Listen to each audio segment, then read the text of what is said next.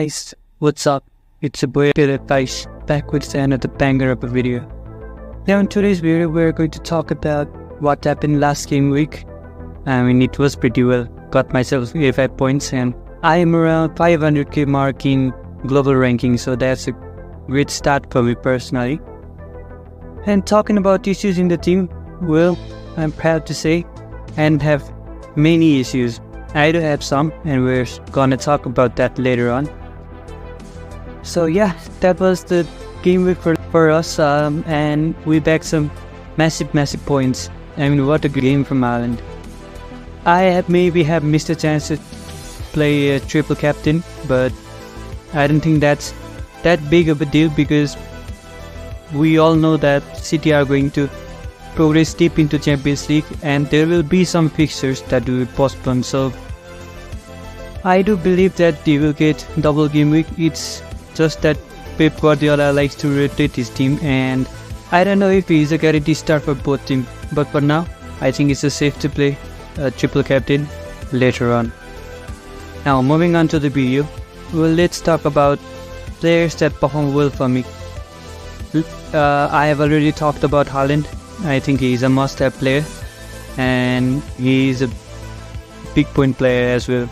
He's someone that can give you 20 to 25 points in a single game weekend. That's massive. That's like 3 players. That equals to 3 players, right? And so yeah, that's about Haaland. And then I got Salah. Many players in FPL have either Salah or Haaland. Most of them have opted not both of them, and I think that's a fair way to deal with budget because we only have 100 million budget. But I think both of these players are must-haves in the current situation. If you look at the fixtures, then City have maybe the easiest fixture for a few game weeks, around 4 game weeks I believe, and same goes for Liverpool. This week they do have poor fixture. They will play against Manchester United and they have big rivalry there, but I don't think it's that big of a deal. I think Liverpool will perform well. United I have not settled in quite yet and I think United needs to be more clinical. I personally, being a fan myself of United, I do hope United wins. Even though I have 3 Liverpool assets, I do hope that United gets something from that game. We lost against Brighton and that was a really poor performance from us. But moving on to the FPL, I think even against United, Salah and Arnold are big players. Jota will only play around 70 minutes, so Jota is kind of iffy, but I own him as well and he's been good for me, so I think I will keep him in my team. And then we have Smith Rowe. I mean, what a player he is. Even in Arsenal shirt, whenever he played well. He just did not get regular minutes. And Fulham are giving Smith Rowe regular minutes, and that's a big plus for him. He has had to deal with some injury issues. I hope this season he doesn't have to deal with those. And I believe after Nkunku, he is the best player you can buy in that cheap budget. And then I got Isak.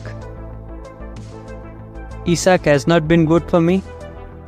I mean, he has not been good for everybody, really. He was maybe the most player, I am not sure.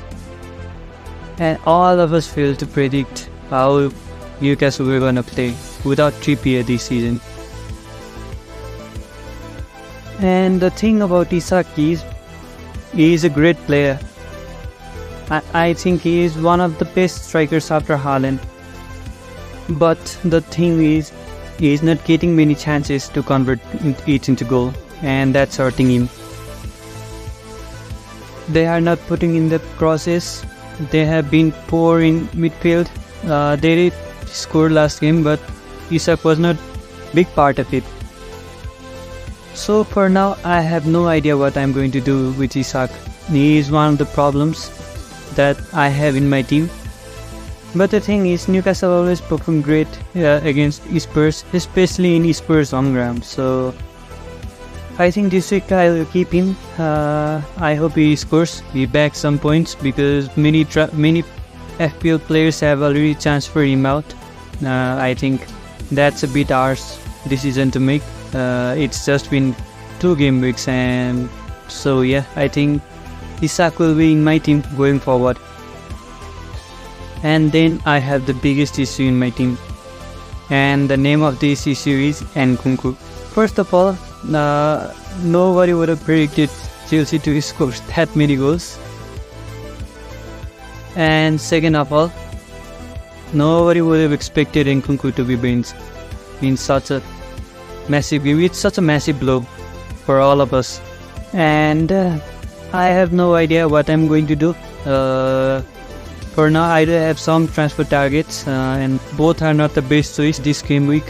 I'm talking about Rogers and Garnacho. So I will have to make decision there. I will post my video later on as the week passes as well about the transfer that I will make going forward to game week 3.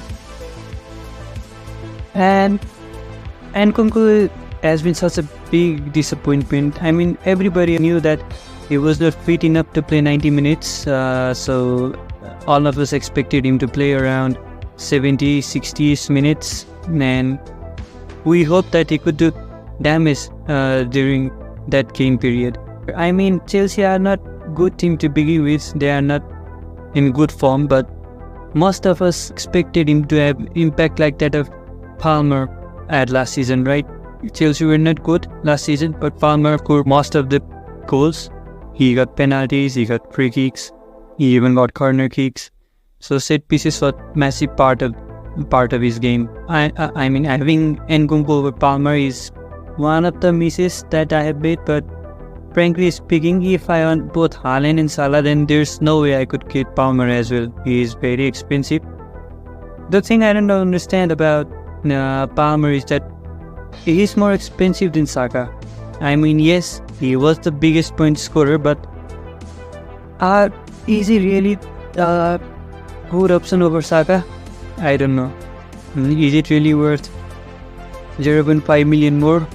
I don't know. I don't know this because I have no idea what Chelsea are going to do, how they are going to play. They got new manager, and they always buy like 10-20 players per season, and that team does not look like a proper squad that can play in my eyes.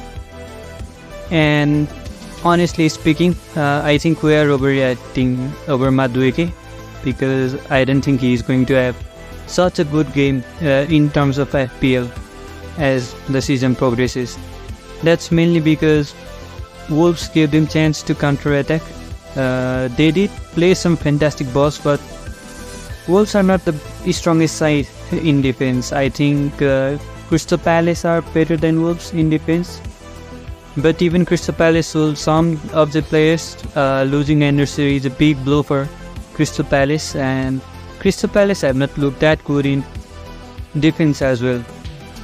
So I do think that going to buy Chelsea players is a good choice, but I don't know if Madueke is a good choice. Having Palmer is always best. If you can afford him, go for him. If you have him in your team, then play with him. I think this week he will score more points than Salah. So apart from Palmer, I don't think, or I can't tell you to go for any other Chelsea players. And then talking about defense, I have a pretty stacked defense.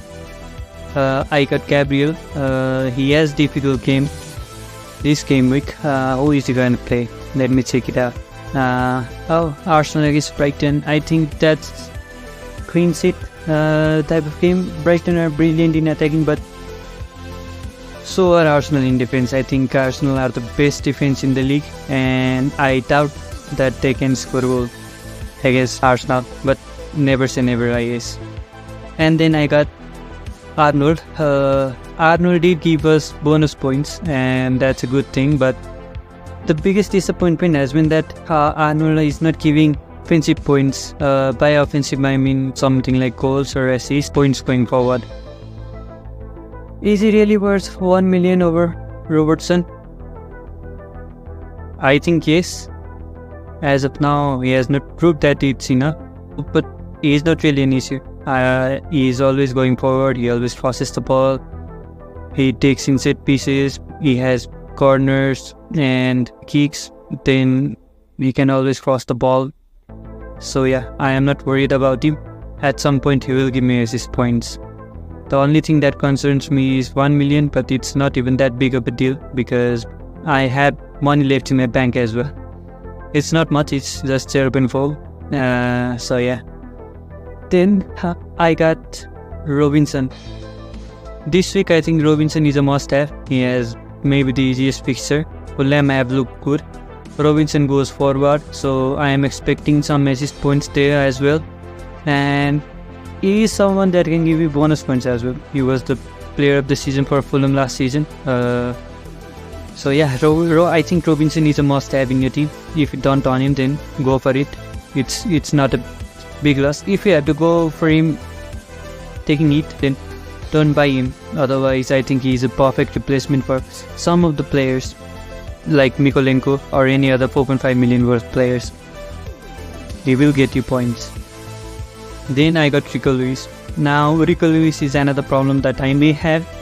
As of now, I have no idea if Walker is going to play or not. We will have the news regarding that from Pep Guardiola in press conference. But for now, I think I am happy with Rico Lewis. He is part of that attacking threat, even though he plays in defensive position. But the interesting thing about Rico Lewis is when Rico Lewis plays, Guardiola does not go as attacking as they used to when he was playing with Walker. So for now, till Rico Lewis is playing, I think 6 million for Guardiola is not really worth it because he's not going forward. So what is even the point if you can get same defensive points with 4.5 million, right? I mean, Rico Lewis is the cheapest option to get that City defense. But the thing is, he is not nailed, so you will have to take risks. And you know what? Taking risks, most of the time it pays off, just like last week for me. Then I got Anderson. I still think Anderson is the best option in 4.5 million. Lakin and Anderson are kind of equal to me because Anderson has fairly easy fixtures, Lakin has fairly difficult fixtures, and having difficult fixtures means he is not going to get that many clean sheets. But if Crystal Palace gets defeated even in easy fixtures, then I guess it's okay. There will be at some point where he will get clean sheet, and that may translate to bonus points for us as well. So yeah, that's about my team, guys. I hope you did well in this FPL season as well, and I will see you later, guys. Thank you.